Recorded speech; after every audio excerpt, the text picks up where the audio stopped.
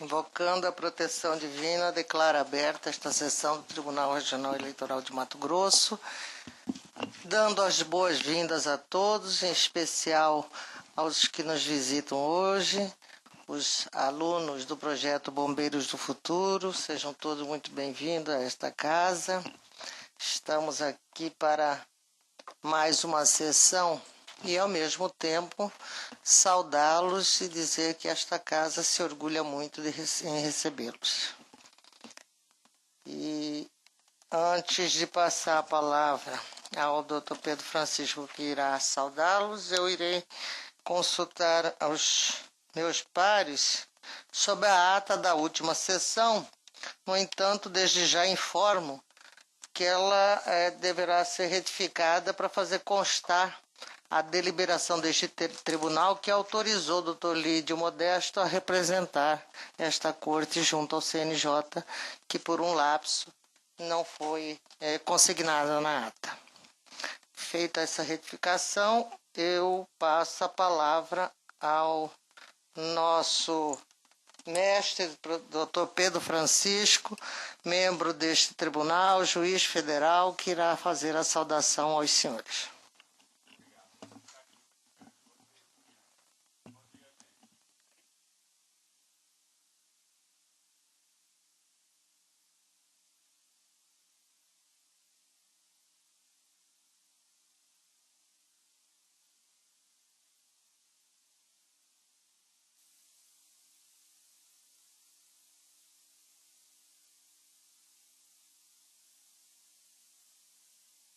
Rapidamente, qual é a função do tribunal, o que é que nós fazemos aqui e qual é a importância dessa instituição, né, para a democracia brasileira, para a participação política brasileira, né? Bom, o tribunal então é composto por juízes, né, que julgam todas as questões, todos os processos que envolve algum tipo de disputa sobre direito eleitoral, sobre participação política, né, sobre eleições, né? E aqui nós temos então a doutora Maria Helena, que é presidente do tribunal, e a Justiça Eleitoral ela não tem juízes próprios daqui. Os juízes vêm de outros órgãos, de alguma outra instituição. Então a doutora Maria Helena, o doutor José Luiz, são desembargadores do Tribunal de Justiça e que têm um mandato de 2 anos aqui no tribunal, né? Eu que sento mais aqui sou juiz federal, então venho da Justiça Federal, doutor Agamenon, né, doutor Alberto, são da Justiça Estadual também, mas são juízes de direito, né? Aqui temos o doutor Flávio Bertin, que é da advocacia, então é advogado, militante, e aqui também teríamos o doutor Ricardo, obrigado, né, que está ausente, mas também é um advogado. Então vejam que a Justiça Eleitoral é composta por membros do Tribunal de Justiça, da Justiça Federal, né, e da Justiça e da Advocacia, né? E nós aqui decidimos todos os processos que dizem respeito, então, a alguma disputa eleitoral, né, a algum problema com a aplicação da lei eleitoral, com fraude eleitoral, né? E é exatamente esse o papel que nós fazemos aqui, né? E procuramos, assim, na medida das nossas possibilidades, acompanhar, né, com bastante atenção todas essas questões. E basicamente é isso, eu não vou me alongar muito, né, na nossa fala, e é isso que eu vou abrir então aí a possibilidade de vocês fazerem as perguntas. Obrigado. Agradecemos o Dr. Pedro Francisco pela saudação aos nossos visitantes e pergunto, indago aos senhores as dúvidas que queiram tirar, ainda aquilo que porventura. Não sintam-se envergonhados, não. Pode fazer a pergunta, que ninguém aqui esteve até então na Corte Eleitoral, portanto não tem obrigação de saber determinadas coisas, a gente precisa perguntar para se informar. Eu ainda não falei aí, esqueci um pouco, pedindo desculpas, é o Procurador da República, né, que é o membro do Ministério Público, que não é juiz, não julga, mas ele participa, é obrigatória a participação do Ministério Público na Justiça Eleitoral. E, assim, além disso, né, a Justiça Eleitoral, então, é composta no segundo grau pelo tribunal, mas ainda tem os juízes que atuam na primeira instância, que são distribuídos pelo Estado inteiro nas denominadas zonas eleitorais. Obrigado. Alguém quer perguntar alguma coisa?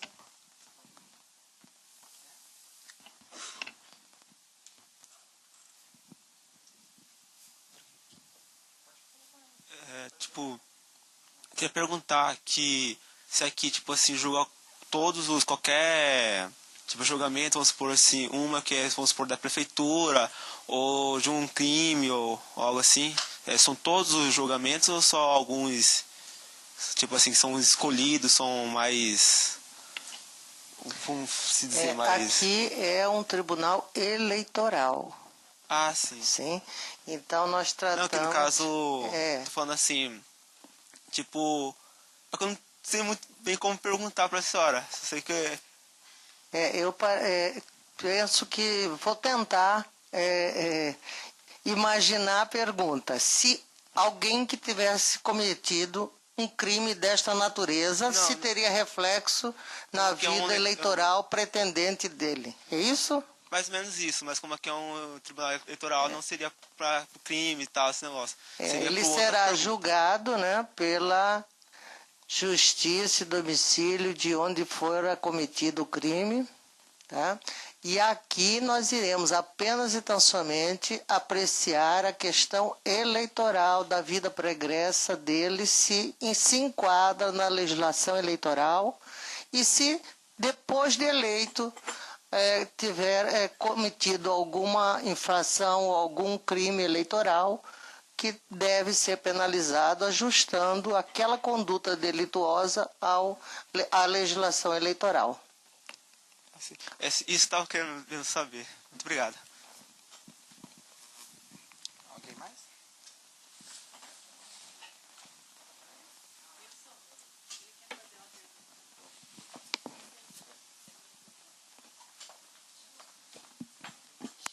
Bom dia.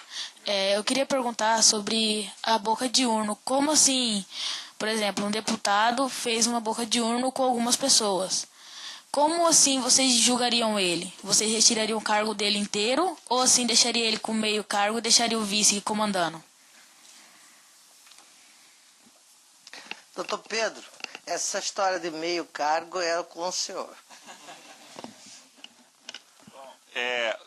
Nós sabemos que a boca de urna, então, é proibida, né? Não se pode fazer boca de urna e isso pode levar à cassação do mandato daquele candidato. Então, se ele está fazendo boca de urna e ele é, então, flagrado, ele a Justiça Eleitoral, que tem o poder de polícia, vai e apreende todo o material e as pessoas também que estão fazendo isso, isso pode levar à cassação. Quando isso acontece, todos os votos que foram atribuídos àquele candidato são anulados.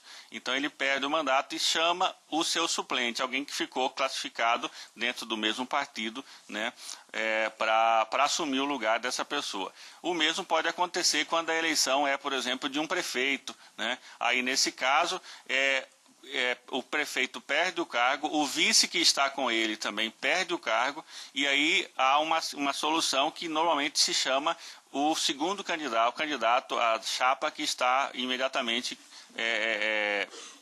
que teve uma votação um pouco menor, que está em segundo lugar. Normalmente é assim. Existem outros critérios que são mais complicados, mais complexos, mas basicamente essa é a solução. Quer dizer, na boca de urna, uma vez reconhecido e provado, né, ele perde o mandato, perde o cargo e realmente fica impedido de concorrer nas próximas eleições também a outro cargo. Tá. Alguém mais? E ainda responde por um crime também, que a boca de urna, além de tudo, é crime. Se na eleição o candidato comprar o voto, ele pode ser... Não pode mais votar? Como é que fala? Competir? Ser eleito? Doutor Pampada é um especialista na matéria, vai responder. Ele quer saber se na compra de voto, se é a pessoa flagrado comprando o voto, se ele pode ser impedido, se é eleito, pelo que entendi, ele pode ser afastado do cargo. É isso? É isso mesmo, é exatamente isso que nós fazemos aqui. Ele compra voto e existe um processo onde vai ser apurado se ele comprou mesmo, como é que foi, e se ele for condenado, ele perde o cargo. Ele pode ser preso? Por crime. São duas coisas diferentes. Um é o processo eleitoral para tirar do cargo, é uma coisa, e o outro é processo criminal. Nesse caso, a compra de voto é crime também. É exatamente isso que nós fazemos aqui. Esses processos que foram apurados, se ele comprou voto, se não comprou, vem parar aqui no julgamento dos recursos. Tá Muito bom? obrigado.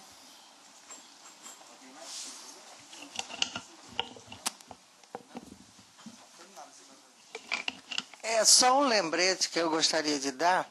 Essa história de compra de voto e boca de urna, num linguajar bem simplório, eu diria aos senhores o seguinte: é como se todos os senhores estivessem com um problema jurídico bastante sério que envolvesse algo que para vocês fosse muito precioso, seja a liberdade ou seja o patrimônio, e passando por uma avenida, alguém lhe dá um pequeno papel e sugere o nome de um profissional. Eu acredito que os senhores, envolvendo um bem tão grande, os senhores irão pesquisar antes de aceitar aquele papel. Assim é a boca de urna. Nós estamos escolhendo quem vai nos representar. Aquele papel que nos é ofertado na porta da sessão eleitoral não traduz exatamente o que eu já deveria saber quando eu vou até a urna, ou seja, quem é esse candidato? Eu já fiz a minha prévia escolha? Eu confio nesse cidadão para ser o meu representante? Então, fica aí nesse linguajar bem simplório a nossa explicação. Eu sei, também já fui alertada aqui pela nossa auxiliar que os senhores gostariam de tirar aqui uma foto conosco. Se os senhores quiserem, os senhores podem se achegar aqui que nós vamos tirar foto junto com os senhores. Vamos lá, doutor?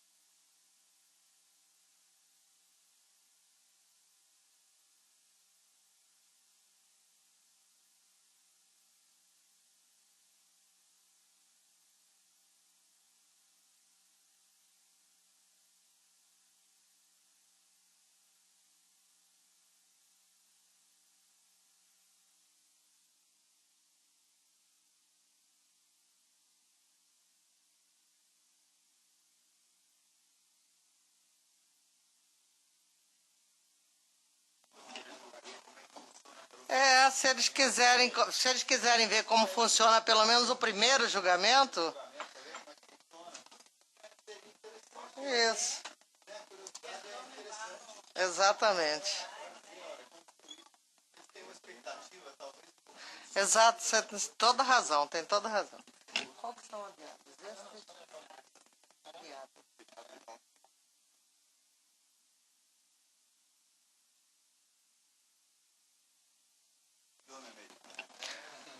Anuncio que será retirado de pauta a pedido do relator o processo 94754-2014, prestação de contas de candidato, cargo a deputado estadual, eleições de 2014, requerente Carlos Brito de Lima, relator Dr. Pedro Francisco, retirado. A seguir nós temos um pedido de preferência do Dr. Gonçalo Adão de Arruda Santos. É o processo 91294, prestação de contas de candidato, cargo de deputado estadual, requerente Ayrton Rondina Luiz, Dr. Pedro Francisco é o relator. O parecer é pela desaprovação das contas. Com a palavra, doutor relator. Trata-se de prestação de contas do candidato Ailton Rondina Luiz, referente à candidatura para o cargo de deputado estadual pelo PSD nas eleições gerais de 2014. A CCIA ofertou relatório preliminar detectando irregularidades relativas a receitas e despesas apresentadas, notificado para apresentar explicações, novos documentos e prestações de contas retificadoras, edital de folhas tais, apresentou novos documentos. Em parecer técnico conclusivo, a CCIA opinou em manifestar-se pela aprovação das contas com ressalva. Ouvida a douta Procuradoria Regional Eleitoral, apontou irregularidades, juntou documentos, bem como opinou pela desaprovação das contas auditadas. Devidamente notificado, o candidato apresentou justificativa e juntou novos documentos. Em novo parecer, a douta Procuradoria ratifica a decisão anterior, manifestando-se pela desaprovação das contas auditadas. Esse é o relatório. Eu só para informar os nossos estudantes que o doutor é advogado e vai fazer a defesa do candidato que está sendo, cujas contas estão sendo apreciadas. Com a palavra, doutor Gonçalo, pelo tempo legal. Excelentíssima desembargadora Maria Helena, presidente desse tribunal, que há muito vem abrilhantando os trabalhos dessa egrégia corte, não só por sua beleza de mulher, mas também pelo seu profissionalismo e seu conhecimento jurídico. Deixo aqui o meu bom dia. Cumprimento também o Dr. Pedro Francisco, relator desse processo, e em seu nome peço permissão para saudar os demais membros desta corte, desejando também a todos um bom dia. Por fim, quero cumprimentar os jovens que estão aqui presentes nesse momento, vamos dizer assim, light, e ao Corpo de Bombeiros do Estado de Mato Grosso. Uma pena que eu acredito que na maioria de vocês, na nossa época, a gente não vivenciava ato de tal natureza, e o que se percebe aqui realmente é o uso e o exercício do Estado Democrático de Direito através da educação, né? Fico muito satisfeito com isso. Bom, dando sequência, após os relatos trazidos já pelo relator no processo 91.294 de 2014, entendo que o caso é de simples solução. Digo simples porque esta corte já julgou processos de certa similitude, salvo melhor juízo, deu provimento favorável nas prestações de contas. Pois bem, o cerne da questão aqui, levantada pelo Ministério Público, está sobre dois pontos principais, no nosso entender. Primeiro, está relacionado ao combustível versus a frota de veículos adotada, onde menciona o ente ministerial que os gastos do candidato foram aquém de sua real campanha. Note que o município de Araputanga, considerado a maior base do candidato, se não é a menor do município, certamente é um dos menores do município do estado de Mato Grosso, segundo a estatística do próprio IBGE, de sua população economicamente ativa. Então, a expressão bairro e centro se confundem em uma única coisa. Eu, pessoalmente, já fui no lugar e você anda praticamente toda a cidade a pé. Sem contar que o meio de transporte mais barato e eficaz daquela região, em função da sua geografia, é a bicicleta, onde há uma média de 2 por habitante. Quanto aos municípios circunvizinhos, São José dos Quatro Marcos, Mirassol do Oeste, Jauru, Reserva do Cabaçal, etc., são todos muito próximos e de fácil acesso. Existem bairros aqui em Cuiabá, percebam que leva mais tempo para chegar do que nesses próprios municípios, diante da distância, né, que existe. E apontados pelo parecer do MP quando do deslocamento do candidato. Estou falando relacionado à parte de combustível versus a frota. Assim, essas cidades sendo pequenas e planas, o que é bem diferente do tamanho da geografia de Cuiabá, não há grande esforço de deslocamento dos veículos de som. Às vezes eles ficavam parados em locais específicos e não necessariamente todos os dias se podia colocar todos os veículos para rodar, apesar de existir um contrato para execução de serviço, prevendo aí que esse serviço seria prestado de forma integral, porque o prestador de serviço é complicado você dizer para ele que ele é obrigado a fazer isso ou coisa parecida, às vezes você não tem controle sobre isso daí. O que diverge da posição do Ministério Público que entende que todos os dias, todos os veículos, né, foram postos à rua. Como afirmar isso? Provas o MP não trouxe. Outro ponto, ora, se a base eleitoral do candidato era Putanga, nada mais justo, até mesmo para o município, que o combustível devesse ser adquirido no próprio município. Porque o Ministério Público alega que por que foi adquirido o combustível lá no município? Ora, até por uma questão de controle e privilegiar a cidade de Araputanga, que é a terra natal do candidato. No que tange a omissão de 3 notas de compra de combustível, como já explicado a CCIA desta corte, não conseguiu o candidato identificar quem efetuou tais despesas em seu nome, dada a publicidade de seu nome e o CNPJ no material publicitário. Contudo, de uma forma ou de outra, vale ressaltar que o valor de cada nota fiscal está inferior ao que leciona o artigo 32 da resolução do TSE 23.406 de 2014, ou seja, de que cada eleitor simpatizante pode efetuar em seu nome gastos de até R$ 1.064,10. Mas esses eleitores emitiram a nota em nome do candidato. Vejam que essas, abre aspas, notas não declaradas, fecha aspas, representam apenas então somente 0,52% da prestação de contas do candidato, que não foram prestados, ou seja, um valor irrisório que não pode ensejar a desaprovação das contas do senhor Ayrton Rondirão Luiz. Até porque não houve má fé do candidato, que diligenciou esforços para elucidar o caso, mas não obteve sucesso. Vez que só tomou conhecimento da ausência dessas notas diante do relatório expedido pela própria CCIA deste tribunal, que se impõe, então, a aprovação, com ressalvas, como medida por aplicação por princípio da proporcionalidade. O candidato provou que teve um gasto diário de sua campanha eleitoral a quantia de 7,4 litros de combustível apenas os carros de passeio. Já o MP, o candidato gastou a irrisória quantia de 2,4 litros de combustível, usando para o cálculo, inclusive, a contratação de carros de som. Então, o MP não acatou a demonstração de o candidato ter contratado, apesar dos documentos carreados nos autos, o serviço de carro de som já incluso o combustível. Prática muito comum e de longa data. Pois, segundo o parquê, numa planilha que traz nos autos, os veículos de som, trabalhando 8 horas por dia, precisavam de ar-condicionado para rodar. Certamente em razão do calor que assola o nosso estado. Novamente, com todo respeito ao parecer do Ministério Público, entendo que os cidadãos ou empresas que prestam esse tipo de serviço de propaganda eleitoral nem sonham em usar ar-condicionado enquanto fazem propaganda, pois a margem de lucro desse prestador é baixíssima. Às vezes, quem presta serviço de sonorização em função do período eleitoral, em uma oportunidade ímpar de trabalho, em sua BMW, leia-se Brasília muito velha, instala aparelhos ou instrumentos de som que às vezes custa mais caro que o valor do carro. Falar em usar ar-condicionado está fora de cogitação, que nesses carros sequer tem ar-condicionado.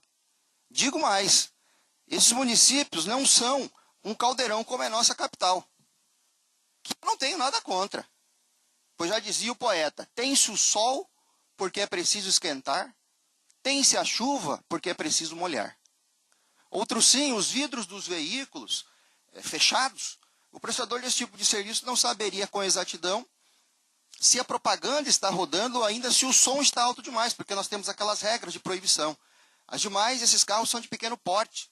Não são caminhões ou algo comparado a trios elétricos. São carros pequenos, né? Sendo mais modesto ainda, eu digo o seguinte, eu, por várias vezes, pelo menos pelo início da manhã, não ligo o ar-condicionado do meu veículo, por questões de economia. E não estou fazendo propaganda eleitoral. Então tem que conhecer a realidade do lugar e a dinâmica eleitoral, antes de presumir qualquer fato, ok?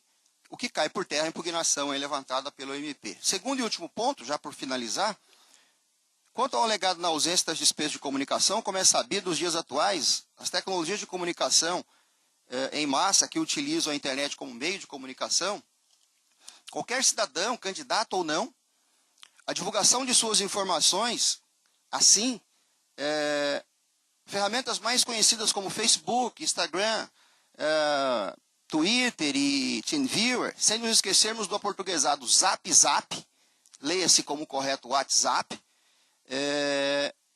todas são ferramentas, observando os requisitos normativos legalmente permitidas pela lei eleitoral. E tudo isso de forma gratuita. Não é à toa que grandes dos recentes atos democráticos desse país, depois noticiado pelas grandes mídias nacionais, seus encontros e origens são organizados nessas ferramentas de comunicação em massa. Tanto que vivemos um anteontem, com o chamado panelaço, durante uma propaganda partidária nacional. Então, quem é que não tem um grupo de contatos no Zap Zap? Apenas comunico que Vossa Excelência dispõe de mais um minuto. Ok. Então, em relação às questões de alimentação, o candidato, sim, de fato, às vezes ele, em função de toda a dinâmica, tomava um cafezinho ou comia um salgado, ficando às vezes sem almoço, vindo a fazer a sua refeição com a sua equipe na sua casa. E às vezes o candidato era indagado pela questão, o senhor não para nem um pouco, nem para almoçar com a sua equipe? E sabe o que ele respondia? Caminhão parado não faz frete. Em função de toda a dinâmica, temos que improvisar. Senhores, sem mais delonga, penso que se ainda houver alguma ausência de elementos comprobatórios, tais dúvidas deverão ser aprofundadas por ação própria. Entende o candidato ter cumprido todas as solicitações desse tribunal, dado inclusive ciência por sua aprovação, com ressalvas pela CCI a deste tribunal. Assim requer que a prestação de contas do candidato Ayrton Rondina Luiz seja aprovada. Muito obrigado. Antes de colher a manifestação ministerial, quero agradecer as palavras carinhosas de Vossa Excelência. Tenho certeza que muito mais fruto da sua elegância do que dos meus méritos. Obrigado. Ouço, doutor procurador.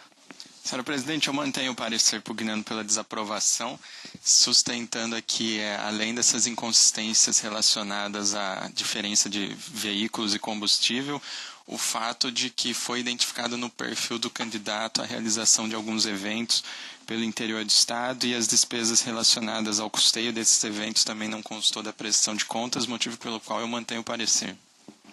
Mantido o parecer, devolvo a palavra ao eminente relator. Em que pese o parecer técnico ter concluído pela aprovação das contas com ressalvas, esse não é o desfecho compatível com o contexto dos autos, como assinalado pelo bem lançado parecer ministerial. A Lei 9.504, ao dispor sobre a arrecadação e aplicação de recursos nas campanhas eleitorais, bem como acerca da prestação de contas dos candidatos e comitês financeiros, assim estabelece em seu artigo 30. A Justiça verificará a regularidade das contas de campanha, decidindo pela desaprovação quando verificadas falhas que lhes comprometem a regularidade. No mesmo sentido, é o artigo 54 da Resolução TSE que trata do tema. Em relação às inconsistências relativas às receitas, entendo que o candidato conseguiu suprir as falhas apontadas. Porém, o mesmo não ocorreu em relação às despesas. No que pertine ao recebimento indireto de recursos de origem não identificada, o candidato apresentou os recibos correspondentes, consoante prevê a legislação. dos quais é possível extrair a devida nominação e CNPJ do doador originário para ambas doações. Janete Gomes Riva, governador, que totaliza R$ 1.500. Restou, a meu ver, sanada tal inconsistência, sobretudo ao representar valor ínfimo que não macula as contas, considerando o montante da campanha, que foi de R$ 457.657,54,72, conforme o extrato que está nos autos. Quanto à divergência entre a prestação de contas final e a parcial, relativas às doações estimáveis em dinheiro oriundas de honorários advocatícios e administração financeira, constantes dos recibos que estão nos autos, respectivamente, embora não espelhe a efetiva movimentação de recursos ocorridos até a entrada da prestação de contas parcial, entendo que também deva ser considerada suprida a falha, haja vista que os documentos juntados se apresentam idôneos e demonstrar a origem dos recursos e permitem a fiscalização desta especializada. Passando à apreciação das contas, especificamente das despesas, o quadro da regularidade não se mantém. O órgão técnico, no relatório conclusivo, indica uma relação de 5 fornecedores constantes da prestação de contas, cujos dados na base de dados da Receita Federal se encontram inexistentes ou suspensos, não havendo, portanto, respaldo legal para se verificar a contratação de despesa com tais fornecedores. E a esse respeito, o candidato se manteve silente. Constata-se ainda, no confronto com as notas fiscais eletrônicas de gastos eleitorais, a omissão de despesa com combustíveis, que somam o valor de R$ 1.647, e, segundo o candidato, se encontram dentro da previsão legal dada pelo artigo 32 da Resolução TSE, que trata do tema, a qual permite gastos totais de até R$ 1.064,10 por pessoas físicas. Ocorre que, como bem destacou o parecer técnico, para que tais despesas sejam fundamentadas nesse dispositivo, necessário se faz que as respectivas notas fiscais estejam em nome da pessoa física, pois as notas fiscais em nome do candidato, como no caso presente, requerem contabilização no Sistema de Prestação de Contas Eleitorais, programa desenvolvido pela Justiça Eleitoral para auxiliar na elaboração da prestação de contas de campanha de candidatos, comitês financeiros e partidos. Não bastasse isso, a CCIA informou que foram detectadas despesas no montante de R$ 10.737 contratadas em data anterior à entrega da primeira prestação de contas parcial e não informadas à época, e o montante de R$ 162.678,90 contratadas em data anterior à entrega da segunda parcial e não informadas à época. A esse respeito, o candidato justificou dizendo que preferiu realizar os lançamentos somente na medida em que as despesas eram pagas. Considerando o valor significativo de tais despesas e na esteira do que prevê o artigo 36, parágrafo 2º da Resolução TSE que trata do tema, tenho que esse procedimento constitui infração grave que respalda a desaprovação das contas por não corresponder à efetiva movimentação dos recursos. No que tange às irregularidades apontadas pelo órgão ministerial, o candidato se defendeu juntando documentos, porém sua tese não merece acolhimento. Esses julgamentos anteriores de prestação de contas de candidatos que ocorreram no pleito de 2014 acerca das alegações ministeriais relativas à despesa com combustível, e especificamente decidi o seguinte: eu transcrevo aqui em meu voto um acórdão da minha relatoria que tratei do tema, como foi dito aqui pelo eminente advogado que faz a defesa do candidato. E, na sequência, eu estou demonstrando que este caso que nós estamos a julgar tem algumas particularidades que se afastam daqueles outros casos que resultaram no julgamento indicado aqui no meu voto. Então eu vou prosseguir um pouco adiante, poupando Vossas Excelências da leitura desse acórdão da minha relatoria. Essa conclusão tem que demonstrar compatibilidade com o caso concreto sob análise. Não é o caso desses autos, embora guarde uma certa semelhança. À vista disso, peço licença para transcrever o derradeiro parecer ministerial. Eu aqui também transcrevo o parecer do Ministério Público Eleitoral, que de certo modo é extenso também, está aqui integralmente citado, inclusive com as tabelas demonstrativas das inconsistências apresentadas nas contas do candidato em relação a esse ponto, né? E também vou poupá-los da leitura, mas estarei à disposição para algum esclarecimento a respeito desse tema. Após a transcrição desse parecer ministerial, bastante substancioso a respeito da análise desse aspecto da prestação de contas do candidato, eu estou concluindo que trata-se, pois, de um conjunto de falhas que prejudicam a análise das contas por essa justiça especializada, quanto à efetiva movimentação de recursos realizada pelo candidato.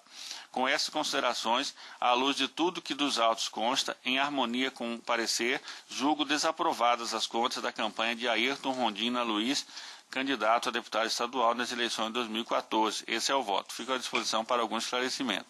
Como vota o doutor Agamenon? Senhor presidente, antes de proferir meu voto, queria também fazer coro aos que me antecederam, dar as boas-vindas aos alunos do projeto Bombeiros do Futuro e que, como disse a nossa presidente, sejam sempre muito bem-vindos e que aproveitem não só esse momento, mas os demais que acontecerão em seguida com a visita às demais dependências. Com relação ao processo, senhor presidente, eu vou pedir vista do processo e até pelo que foi dito, tanto pelo advogado como pelo doutor relator, que a gente realmente já teve alguns casos semelhantes julgados nesse tribunal, indo em sentido contrário. E o doutor Pedro ele mencionou que as particularidades que nesse primeiro momento eu gostaria de analisá-las com mais calma e por isso vou pedir vista. Doutor Alberto Pampado. Eu aguardo. Doutor Flávio Bertin. Excelência, exatamente pelas considerações do Dr. Agamenon, e eu identifiquei também no corpo do voto que parece-me que nós já havíamos votado caso semelhante em sentido contrário. Então, com a devida vênia ao relator, eu vou aguardar o voto. Desembargador Luiz Ferreira. Senhora Presidente, como estou chegando agora, desconheço a linha jurisprudencial, então acho melhor ouvir aguardar o pedido de vista. O tribunal adiou a conclusão do julgamento em face do pedido de vista do primeiro vogal, doutor Agamenon, após relator desaprovar as contas em harmonia com o parecer ministerial.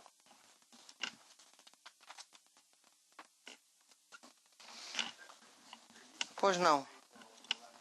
Eu já me comprometo, se acelerarem a documentação, de terça-feira não garanto, mas quinta-feira trazer o processo em votação, tá? Vou deixar claro. Quinta-feira que vem. Bom dia. Chamo a julgamento o processo 25674, agravo do instrumento contra a decisão interlocutória proferida no processo número tal, execução fiscal Diamantino. Agravante, Luiz José Pedrini. Agravado, Procuradoria-Geral da Fazenda Nacional, relator, doutor Pedro Francisco. Está com a palavra o doutor relator. Agravo de instrumento interposto por Levi José Pedrini contra a decisão interlocutória proferida pelo juízo da 7ª Zona Eleitoral, que não acolheu o pedido de prescrição da pretensão executiva em sede de exceção, de pré-executividade ofertada pelo agravante. Consta dos autos que a União ajuizou a ação de execução fiscal da dívida ativa contra o agravante em razão da inscrição do valor de R$ 10.915,10 decorrente de multa eleitoral por infração às normas de propaganda eleitoral nas eleições de 2004. Em resposta, o agravante requereu extinção da execução fiscal por prescrição, com base no artigo 174 do Código Tributário Nacional, que prevê o prazo de 5 anos da ação de execução, contados de sua constituição definitiva.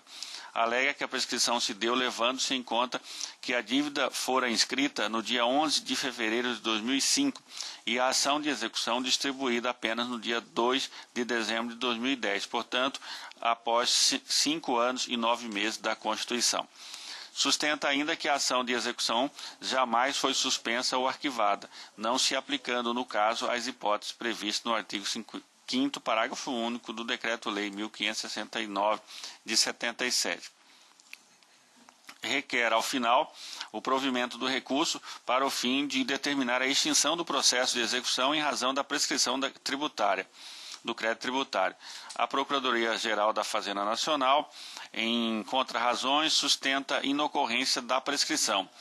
Assevera ainda que, realizada a inscrição em dívida ativa do crédito executado, a fluência do prazo prescricional fora suspensa por duas razões, quais sejam o transcurso de 180 dias a partir da inscrição nos termos do artigo 2º, parágrafo 3º da Lei das Execuções Fiscais, e ainda o diminuto valor da dívida, pois o crédito não poderia ser ajuizado até que ultrapassasse o limite de R$10.000. Destaca que, considerando que o período de 11 de fevereiro de 2005, data da inscrição, até a data em que a dívida atingiu o limite para ajuizamento, não há que se cogitar de transcurso do prazo prescricional à luz da disposição que indica. Requer, ao final, pelo desprovimento do recurso. Instada a se manifestar, a douta Procuradoria Eleitoral deixou de fazê-lo, argumentando a ausência de intervenção ministerial por se tratar de ação de interesse patrimonial, conforme artigo 5º, inciso 22 da recomendação do CNJ 11/16/2010 e súmula 189 do Superior Tribunal de Justiça. Esse é o relatório. Ouça, doutor Procuradoria. Senhora Presidente, como se trata de discussão exclusivamente tributária, já havendo atuação da Procuradoria da Fazenda, eu deixo de me manifestar. Devolvo a palavra ao eminente relator. Conforme relatado, a execução fiscal refere-se à cobrança de multa eleitoral decorrente do exercício de poder de polícia do juízo eleitoral da 7ª Zona Eleitoral em razão de infração às normas de propaganda nas eleições de 2004 por parte do agravante, que fora inscrita na dívida ativa no valor de R$ 10.915,10. De plano, há que se cogitar que multa eleitoral constitui dívida ativa de natureza não tributária, nos termos da resolução TSE, que não se constitui em crédito, vez que não se constitui em crédito da Fazenda Pública proveniente de obrigação legal relativa a tributos e respectivos adicionais e multas, cuja ementa transcrevo aqui em meu voto. Analisando a prescrição arguída e levando-se em consideração a natureza jurídica da dívida em comento, necessário se faz tecer comentários acerca de qual legislação se deve ser aplicada, se aquela estabelecida no Código Tributário Nacional, no Código Civil ou no artigo 1º do Decreto 20.910 de 32. De início, deve-se afastar de plano o pedido do agravante que pretendia ver a prescrição analisada sob a ótica do artigo do Código Tributário Nacional, seu artigo 174, vez que não se trata de crédito de natureza tributária. Pela mesma razão, também não é o caso de observância da prescrição estabelecida pelo Código Civil, em que pese farta jurisprudência nesse sentido, a exemplo do Acórdão TSE número 120 e Acórdão TSE que transcrevo aqui também em meu voto. É que não me parece o mais correto a aplicação por analogia do direito civil, que rege relações completamente distintas da que aqui se discute. Sendo a prescrição arguída como dívida pública, é no direito público que o julgador deve buscar as fontes e normas para dirimir a controvérsia. Aliás, esse foi o entendimento do Superior Tribunal de Justiça no recurso especial sob regime de recurso representativo de controvérsia, quando analisou a prescrição de multa administrativa municipal. Aquela corte afastou a tese que pretendia a aplicação do prazo prescricional do Código Civil e aplicou o prazo do artigo 1º do Decreto 20.910 de 32. Eu transcrevo aqui e vou ler apenas o destaque. É de 5 anos o prazo prescricional para o ajuizamento da execução fiscal de cobrança de multa de natureza administrativa. Aliado a isso, e por se tratar de execução fiscal da dívida não tributária, a inscrição em dívida ativa faz com que o prazo prescricional fique sobrestado pelo lapso temporal de 180 dias, consoante estabelece o artigo 2º, parágrafo 3º da Lei de Execuções Fiscais. Colaciona a jurisprudência do TSE, que ratifica esse entendimento para fins de cobrança de multa eleitoral. Está transcrito aqui, eu vou poupá-los da leitura. Estabelecidas essas premissas legais e temporais, passemos à análise do caso concreto. O crédito é originário de multa eleitoral aplicada por decisão proferida pelo juízo da 7ª Zona Eleitoral nos autos 42 de 2004, a representação por propaganda eleitoral, cujo trânsito em julgado se deu no dia 15 de setembro de 2004, conforme registro no Sistema de Administração de Documentos e Processos. O valor originário da multa correspondia a R$ 5.320,50, correspondente equivalente a 5.000 FIRs. Com o trânsito em julgado da decisão, surgiram os requisitos da liquidez, certeza e exigibilidade da dívida, ficando a Fazenda Nacional, logo após a sua notificação, porque não fazia parte da ação, autorizada a adotar as providências para a cobrança administrativa do crédito. Não obtendo êxito nessa fase, a consequência deve ser a inscrição do montante devido em dívida ativa a fim de agregar-lhe o requisito da execuibilidade para efeito de cobrança judicial. Consta no SADP que a Fazenda Nacional tomou conhecimento do retorno dos autos para execução do julgado no dia 24 de fevereiro de 2005. Contudo, não há dúvida de que anteriormente a essa data já sabia da existência do crédito, inclusive porque providenciou a inscrição em dívida ativa em 11 de fevereiro de 2005. Portanto, esta é a data que deverá ser adotada como marco inicial do prazo prescricional, porque é o primeiro registro constante dos autos que certifica o conhecimento da Fazenda Nacional a respeito da existência do crédito a seu favor. Considerando a data da inscrição, 11 de fevereiro de 2005, a partir de então, a Fazenda Nacional deveria ajuizar a respectiva ação de execução fiscal no prazo de 5 anos, conforme artigo 1º do Decreto-Lei 20.910 de 32. Porém, observando-se o prazo de suspensão por 180 dias de que trata o parágrafo 2º, artigo 2º, parágrafo 3º da Lei de Execução Fiscal, aplicável aos créditos não tributários, a exemplo da multa eleitoral, o ajuizamento deveria ocorrer logo após o transcurso desse prazo, qual seja no mês de agosto de 2010, mas não foi o que ocorreu. A ação de execução fiscal contra a agravada, o agravante, fora protocolizada no cartório da 7ª Zona Eleitoral no dia 2 de dezembro de 2010, por meio do ofício tal, e o despacho do juiz que ordenou a citação se deu no dia 13 de dezembro de 2010. Conclui-se, pois, pela ocorrência da prescrição aventada pelo agravante, porque entre as datas de 11 de fevereiro de 2005 até do dia 2 de dezembro de 2010 decorreram mais de 5 anos e 180 dias. Não socorre a agravada a alegação de que houve uma segunda causa de suspensão do prazo prescricional, tendo em vista do diminuto valor da dívida. O crédito não poderia ser ajuizado até ultrapassar o limite de R$10.000, considerando a disposição que cita. Evidente que essa argumentação desconsidera a segurança que deve permear as relações jurídicas. Seria um despropósito suspender indefinidamente o prazo prescricional, enquanto a Fazenda Nacional aguarda que os índices de correção monetária possam elevar o valor do crédito até determinado patamar, escolhido por ela própria para a propositura da ação executiva, eternizando a punição aplicada ao cidadão. Aliás, nesse sentido, calha salientar que a justificativa da medida provisória, posteriormente convertida em Lei 9873, que regulamentou a prescrição no âmbito da administração pública, no que tange à ação punitiva do Estado, constou o seguinte: a previsão da prescrição no âmbito administrativo tem por objetivo dar fim aos embaraços a que são submetidos os administrados, quando, em razão da ausência de norma legal que preveja a extinção do direito de punir do Estado, são identificados em inquéritos e processos administrativos iniciados muito anos após a prática dos atos repudiados ilícitos. Com essas considerações, dou provimento ao agravo de instrumento interposto por Levi José Pedrini, reformando a decisão agravada que rejeitou a exceção de pré-executividade ajuizada pelo agravante, a fim de declarar a prescrição do crédito cobrado na respectiva execução fiscal, a qual fica extinta com o exame de mérito nos termos do artigo 269-4 do Código de Processo Civil. É como voto. Como vota, doutor Agamenon? Eu acompanho o relator. Doutor Alberto Pamparo? O que é lamentável é a ineficiência da Fazenda Pública, e 5 anos não é suficiente para ele iniciar uma execução de uma multa, e o candidato que fez coisa errada lá e foi multado fica impune. Eu não tenho dúvida de acompanhar o voto do relator. Doutor Flávio Bertin? Acompanho o voto do relator, excelente. Desembargador Luiz? Eu voto do relator. Anuncio o resultado. O tribunal, por unanimidade, deu provimento ao agravo, extinguindo o processo com resolução do mérito nos termos do voto do doutor relator. Chama a julgamento processo 1231162, requerente Márcio Antônio Pandolfi e relator doutor Pedro Francisco com a palavra. Prestação de contas conforme anunciado.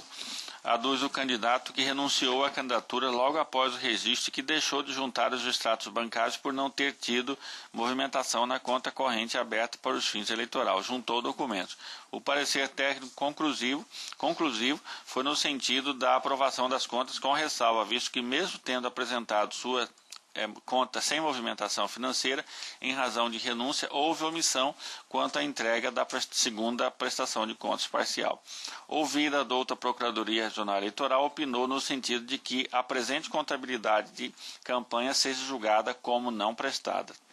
Esse é o relatório. Ouça, doutor Procuradoria. Senhora Presidente, em outros casos como esse, a Procuradoria opinou pela aprovação das contas, então eu vou retificar o parecer escrito e vou manifestar pela aprovação com ressalvas. Devolvo a palavra ao eminente relator. Contrariamente ao entendimento exarado pela douta Procuradoria Regional Eleitoral, não se trata, a meu ver, de declarar contas não prestadas em interpretação literal do artigo 54, inciso 4 da Resolução TSE que trata do tema, vez que esse deslinde deve se subsumir às hipóteses previstas na Lei das Eleições. Referido normativo, ao tratar de contas como não prestadas, se reporta ao momento de apresentação destas e à omissão do candidato após notificado para cumprimento com seu dever legal de prestar contas. No entanto, a Corte Superior Eleitoral avançou na regulamentação da apresentação e julgamento da prestação de contas, acrescentando àquela hipótese outra constante do artigo 54 da resolução. Na espécie, o candidato não se mostrou omisso quanto ao dever de prestar contas, pois verificado nos autos que a entrega da prestação de contas ocorreu efetivamente aos dias 20 de outubro de 2014, conforme recibo que está nos autos. Após o deferimento do seu registro, fez a inscrição da candidatura em seu no CNPJ e em seguida renunciou ao pleito, conforme termo que está nos autos. Por isso, não abriu conta bancária como alega em sua manifestação. As contas se apresentaram zeradas e, embora não se tenha nos autos quaisquer indícios de movimentação financeira no período do registro até a renúncia, a ausência dos extratos bancários inviabiliza a fiscalização desta especializada nesse sentido, ensejando a sua desaprovação. Eu trago uma jurisprudência nesse sentido, que está transcrita, e com essas considerações, em dissonância com o parecer escrito do Ministério Público Eleitoral, julgo desaprovadas as contas, em dissonância com o parecer escrito, julgo desaprovadas as contas de campanha de Márcio Antônio Pandolfi, que concorreu ao cargo eletivo de deputado estadual pelo PDT em 2014. Esse é o voto. Em harmonia agora com o parecer retificado oralmente, né? Foi pela aprovação com... Não é harmonia não, senadora. Não Também. é com ressalvas. O senhor está... Como vota o doutor Agamenon? Com o relator. Doutor Alberto Pampato. De acordo com o relator. Doutor Flávio Bertin. Com o relator, excelência. Desembargador Luiz Ferreira. Com o relator. O tribunal, por unanimidade, julgou desaprovadas as contas do candidato Márcio Antônio Pandolfi nos termos do voto do doutor relator em dissonância do parecer ministerial. Julgamento em bloco, a pedido do doutor relator, doutor Flávio Bertin, é o processo 103.410 e 88.174. O primeiro, requerente Eunice Rodrigues, e o segundo, Inilson de Almeida Paixão. Com a palavra, Vossa Excelência. Obrigado, excelência. Desculpe, doutor Flávio, ambos o parecer é pela aprovação. Aprovação. Você parece-me que os votos não foram liberados ainda? Só um minutinho, por favor.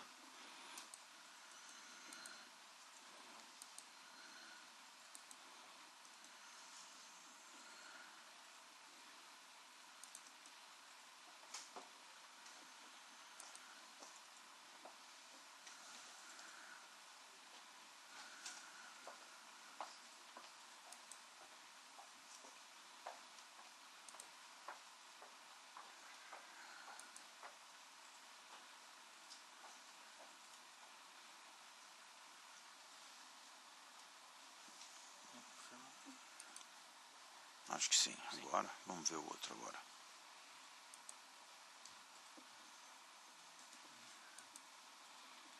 Retorna para a pauta. Eu acho que é este aqui. Acho que já está também, né? Ok. Acho que agora está. Só um minutinho, por favor, excelência. Só para poder baixar aqui a...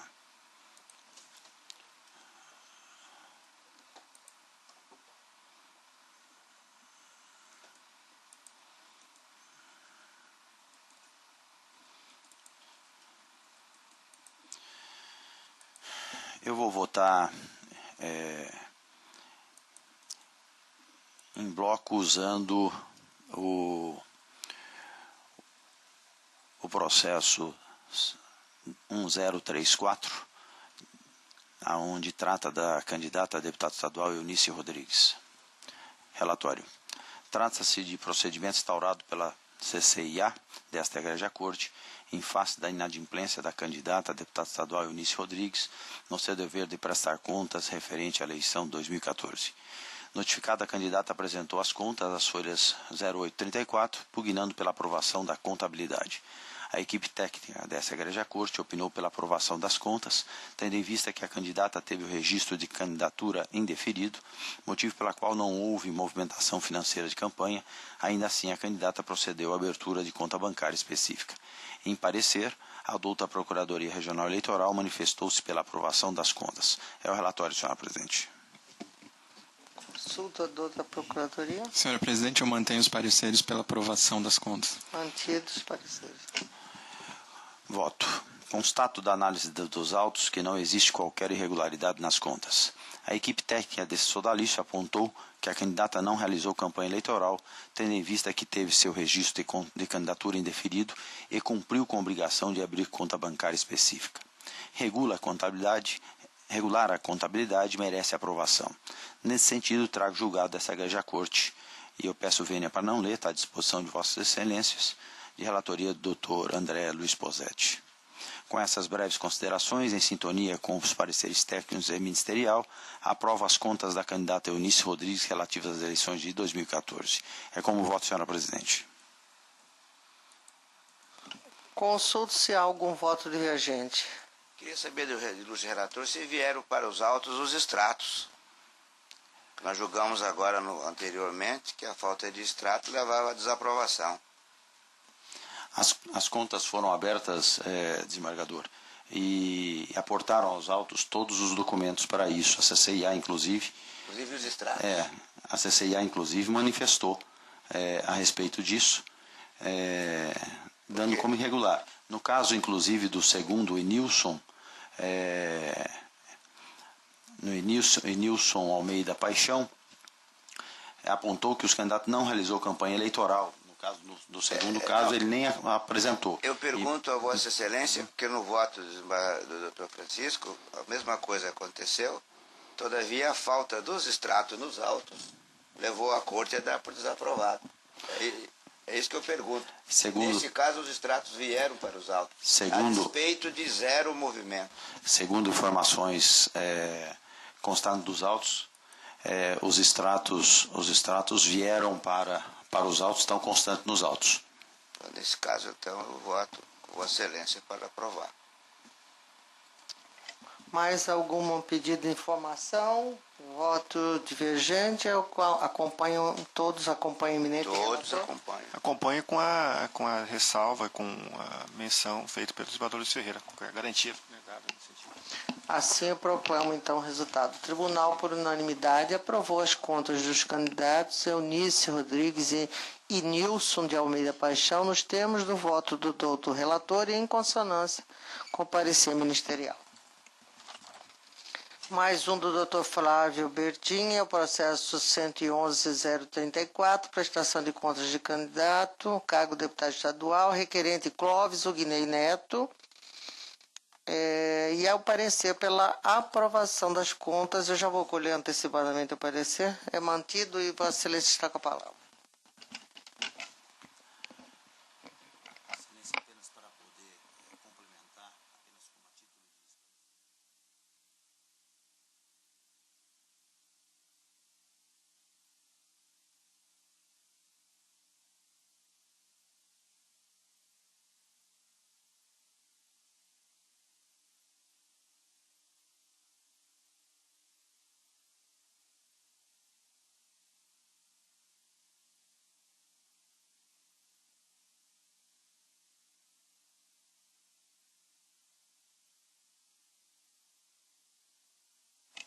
Trata-se de procedimento instaurado pela Coordenadoria de Controle Interno dessa Egrégia Corte, em face da inadimplência do candidato a deputado estadual Clóvis Uguinei Neto, no seu dever de prestar contas referentes às eleições de 2014.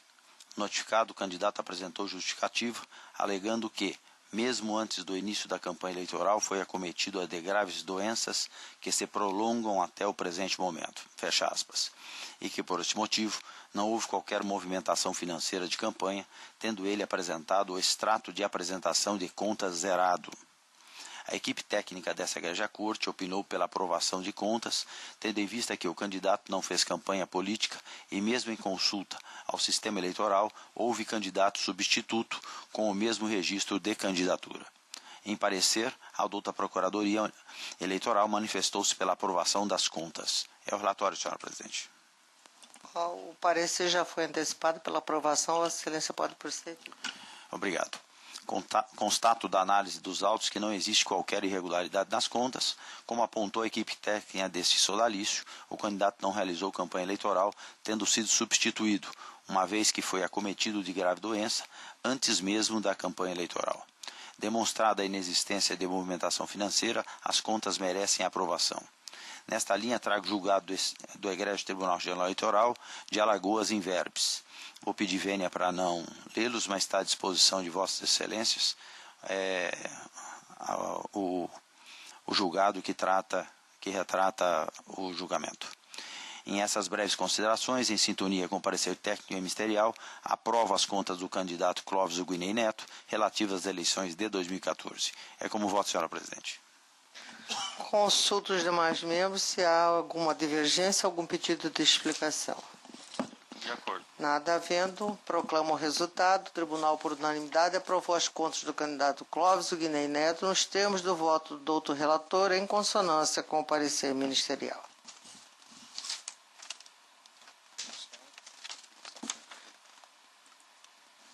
Eu gostaria, antes de finalizar, comunicar a todos e convidá-los que haverá uma programação em comemoração ao Dia das Mães, conduzida pela CGP, Secretaria de Gestão de Pessoas, amanhã às 9h30, neste tribunal.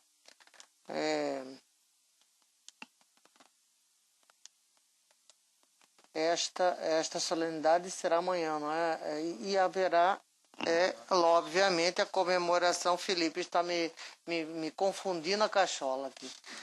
A comemoração do tribunal será amanhã, às 9h30, neste tribunal, por iniciativa da CGP e das abnegadas servidoras deste departamento. Quero agradecer a todos e declarar... Pois não. Não, eu estou convidando. Vossas Excelências a participarem e prestigiarem as mães servidoras deste tribunal, que receberá o nosso abraço e o nosso reconhecimento por tudo que tem feito por esta coisa. Pois não, doutor. Queria comunicar que eu não vou participar da sessão da próxima terça e queria pedir a convocação da doutora Vanessa. Vamos ampliar a participação feminina aí na corte. Pois não, será um prazer. Doutora Vanessa é sempre muito bem-vinda aqui a esta casa. Pois não, doutor. Senhor presidente, só para informar que semana que vem, convidar todos os membros e mais membros, de 11 a 15 de maio será realizado um curso de Direito Eleitoral para as faculdades de Direito. Todas foram convidadas, as 5 faculdades, em reunião prévia, e a escola estará, o tribunal, através da escola, estará promovendo esse curso, que acredito vai estar lotado. O Dr. Douglas, agradecer desde já, que ele vai ser um dos nossos professores, Dr. Lídio, e membros e pessoas daqui mesmo do tribunal e servidores do tribunal farão isso. Então, segunda-feira, às 19 horas, é a abertura, a senhora com certeza estará presente, e gostaria que todos os demais também estivessem presentes. Na segunda-feira também teremos como aula inaugural do Dr. Marlon Reis, que vai estar aqui a semana e vai gentilmente nos brindará também com uma aula. Então, 19 horas, segunda-feira, não se esqueçam.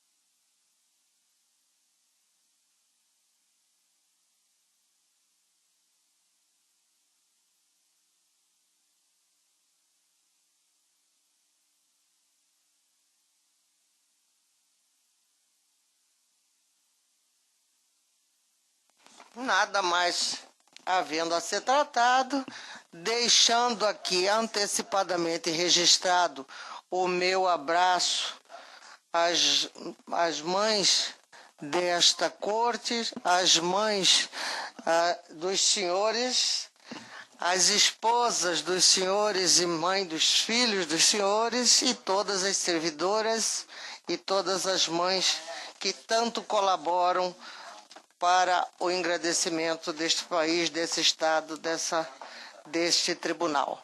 Está encerrada a sessão.